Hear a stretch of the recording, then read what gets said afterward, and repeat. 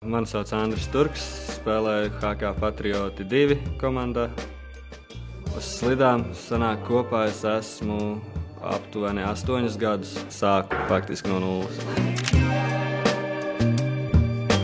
Tas jau, man liekas, kā jau katram kārtīgam latvietim no bērnības jau ir asinīs, kad gribās tomēr uzsist pa to ripiņu. Kāpēc Patrioti? Kā var pretoties šādām formām? Principā es atbraucu no Anglijas, pēc kaut kāda laika man draugs piedāvāja nāc uzspēlēt. Es visu laiku tā kā baidījos, raustījos, nē. Tad vienā dienā viņš man uzvanīja, uzprasīja, ko dari. Es teicu, neko. Viņš teica, brauc šurp, man tev ekipējums viss ir, būs jāspēlē.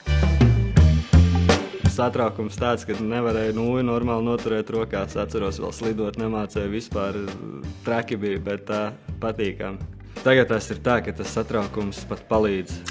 Satraukums ir līdz brīdim, kamēr tu uzkāp uz ledus, kad tu uzkāp uz ledus, satraukuma vairs nav, ir tikai dari to, kas tev patīk un uz priekšu. Un bīstami vārti!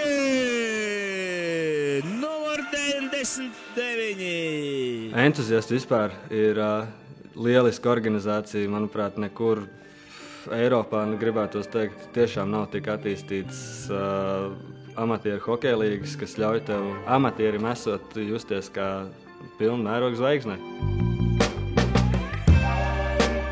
Ir 3 fināli, bet visas 3 reizes ir aizgājis gar degunu.